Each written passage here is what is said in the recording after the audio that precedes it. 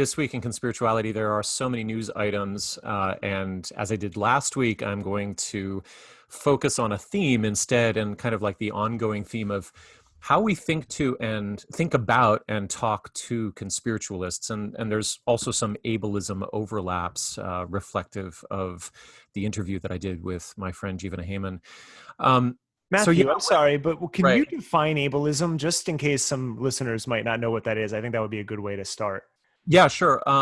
As far as I understand, ableism would be the series of beliefs about normalcy in physical, emotional, and mental abilities that allows people who do not share those privileges to become invisible to the society in general. So, ableism would be a particular form of privilege blindness that assumes that your particular way of moving through the world is just normal. It's the way it should be, and that everybody should be able to accommodate themselves to it, and therefore no accommodation for other abilities is needed.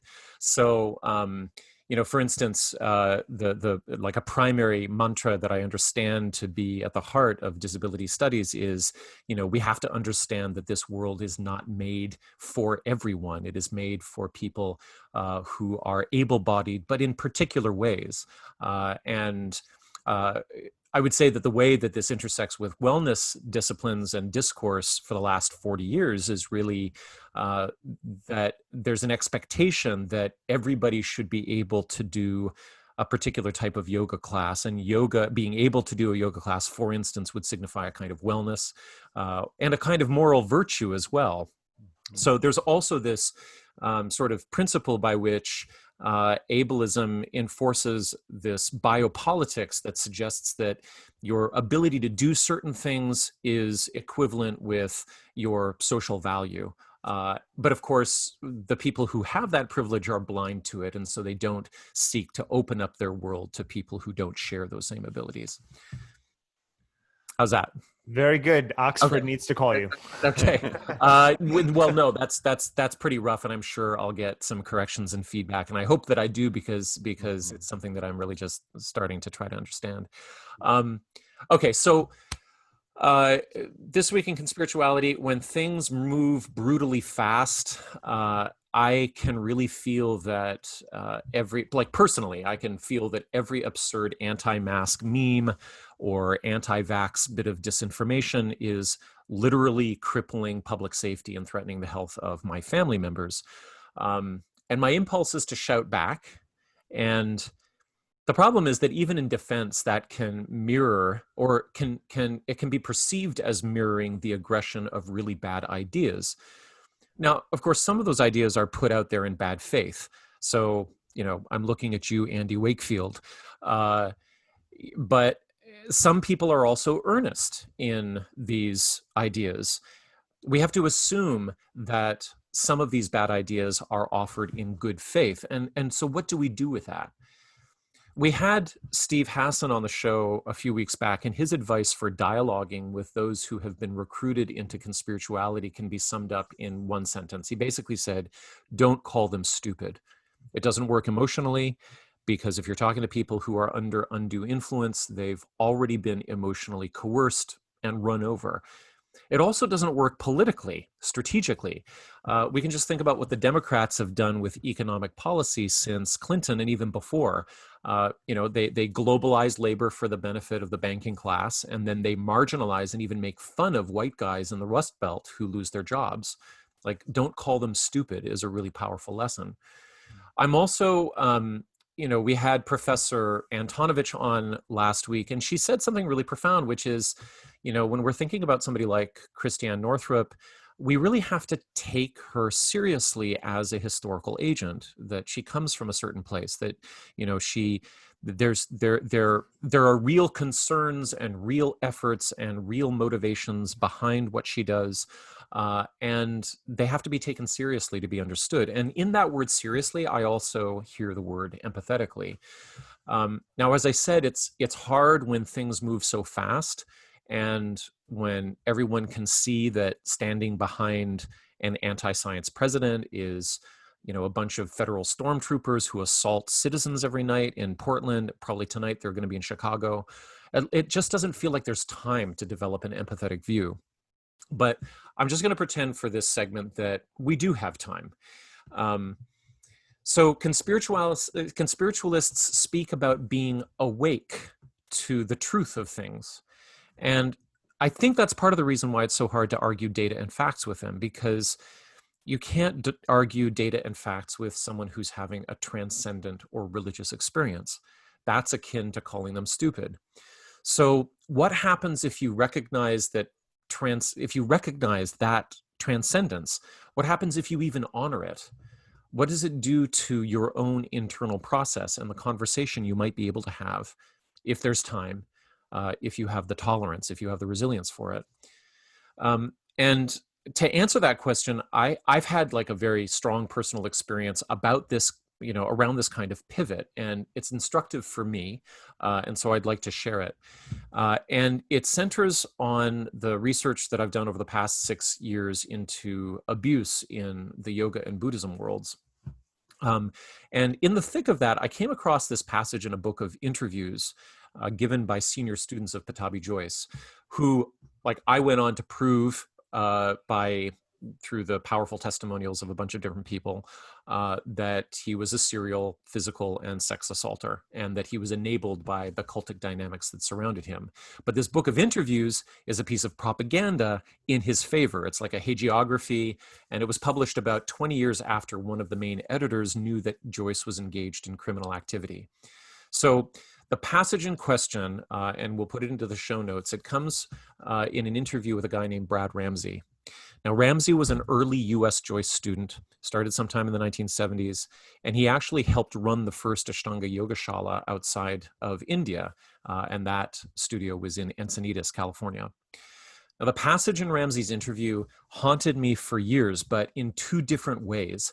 And years is really important here because there's something, I think, in how this was allowed to sink in that I believe holds a clue to how I want to act towards the anti-mask crowd, time notwithstanding. I'm not really solving that problem.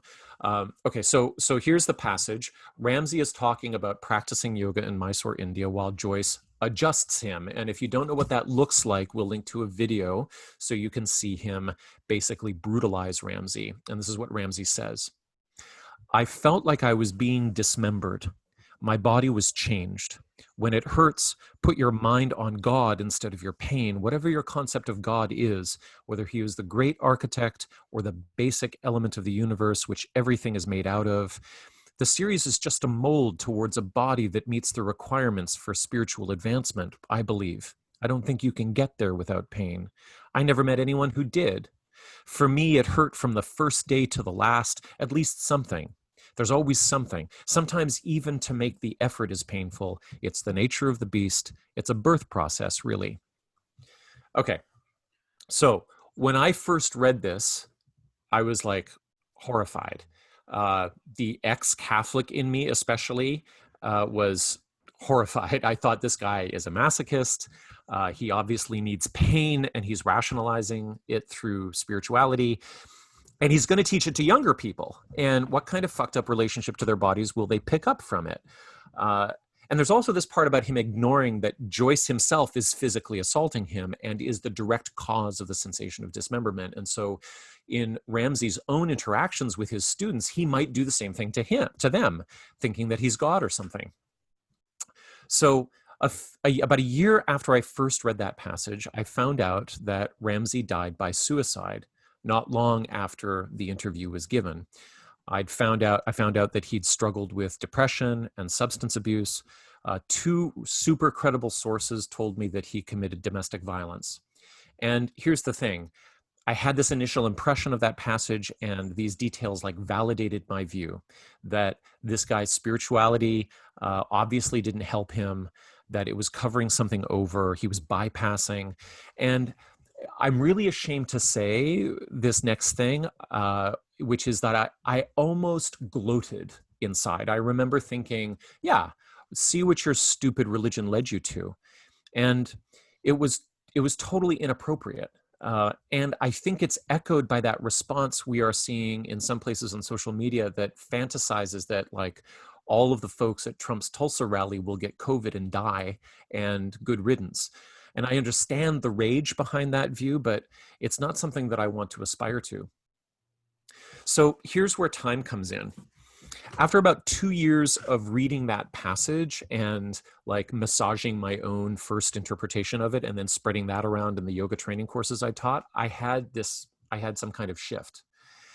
There are psychotherapists in my family, and it was probably over dinner that one of them mentioned how common it is that we can focus our criticism on something that's actually really attractive to us, something that we can't accept in ourselves. It's one of the many forms of projection.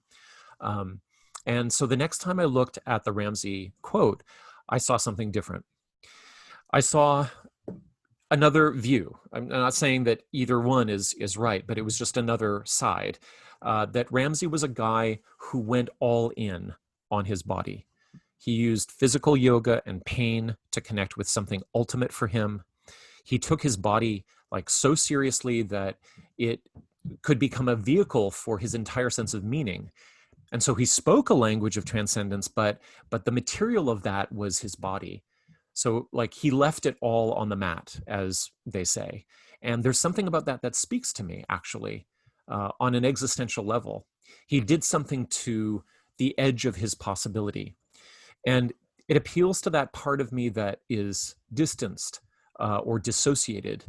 I remember this time in my 20s when I was with a friend of mine in Vermont, and he had this swimming hole in up in the mountains, and I'm standing on the edge of it, and I'm psyching myself up to jump in, and I know it's going to be cold, and I'm afraid of jumping in, and this friend of mine is a Course in Miracles guy. That's how I got into that stuff. But I was shivering there, and I asked him, I said, why am I afraid of just a little bit of cold water? And he said, fear is the absence of love. And then he jumped right in and he like did a war cry and stuff. So he proved it, right? And I jumped in too, and I realized how my body could so easily become a conductor of some sort of primal fear that was unreasonable or unnecessary. And Remski is doing way more than that by way more than jumping into a cold pond. The confrontation that he's having is with a kind of bodily fear. And that confrontation, I think, feels exhilarating and wakeful. And the other thing that I realized about Remski after I shifted this point of view was, and this ties in with the ableism material with Jivana Heyman, is that let's just say Ramsey's attraction to pain had a history to it, because of course it did. Like maybe he was a trauma survivor. Maybe he was neuroatypical. Maybe we could consider his substance issues as a disability. And so who am I to say that his fascination with pain was unhealthy for him? How can I possibly know whether his obsession with painful yoga wasn't therapeutic in the sense that it kept him away from worse things? Who am I to say that he didn't do the best with what he had? Now, the real problem is that he's a teacher. Like, it would not be okay for him to unconsciously pass these attitudes along like a virus. But for him personally, it might have worked out in ways that were truly helpful. And to think that he should have just been more like me is actually an ableist assumption. It takes my experience of my body as being normal and healthy, and then it accuses him for not being that way. All right, so what does this have to do with anti-mask activists and anti-vaxxers?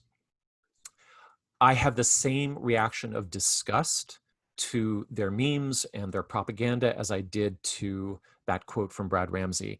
And I think, many of us share that disgust, and it's reasonable, but it's just not effective. And I think if that we can let it sink in that, whether or not they're mistaken about the facts, these are people who are taking the minutiae of their bodies extremely seriously. That's a new, point of view. They're worried about their oxygen levels. They're obsessing over their immune systems. They're drawing a line in the sand around their bodies so that they define space as sacred and that it should be beyond the reach of the state or the medical system or anything else except their like internal subjectivity. And why are they so passionate? Like, could it be that they're expressing themselves through the only portal of meaning that they have found in our dreary techno-industrial landscape? Could it be that their fascination with the glory of their bodies is part of a desire to re-enchant the world? Is it really a mistake that anti-vaxxers are also big in the homeschool movement, where parents are restricting screen time and advocating for more outside play? When anti-vaxxers send their kids to Waldorf school, they're expressing a kind of rebellion against the modern desecration of the environment and the body altogether. And that's why I think listening to Zach Bush bust out these 19th century sermons, they're like totally in heaven. It's like catnip for them. And so my point is that conspiritualists really have woken up to something. It might be on the wrong side of the bed, but that awakening, it's half like disenchantment with techno-industrialism and half a kind of romanticization of the natural body. It's a spiritual experience for them. It's like they woke up to William Blake in the 19th century. And Brad Ramsey woke up to medieval yoga, and it worked for him to some extent. So, like, as with Brad Ramsey, the conspiritualists might be doing the best they can do against boredom and ennui. Also, like Brad Ramsey, they might be heavily influenced by forms of coercion. And for both of them, it's not okay that they spread around personal revelations as though they're public health advice. But don't call them stupid, I don't think. I don't think it's going to work, because that attacks something that's personal, that's private, that's precious. So when I hear now things like, I have a miraculous immune system, or our bodies need to communicate with each other and be close to each other to be healthy, I'm going to try to not immediately jump to the implication that is actually beyond that or beyond them at that point, that these are actually selfish statements. I'm going to try to do what I didn't manage to do at first with Brad Ramsey. I'm going to try to stand in their shoes a little bit. So, I mean, maybe some answer is, yeah, it's amazing what we can do, how smart our bodies can be, or how much innate sense we have. I feel really empowered by that idea. But hey, why do you think that some people don't have access to that? And how do you think public health can help them out until they do? And then going back to what Hassan suggests, maybe I'm just going to wait, like just wait for them to answer. And if they answer with more propaganda, maybe I'll just ask again. And maybe at some point the propaganda runs out and they have to say something new. And because I'm listening, maybe they won't be scared to do that.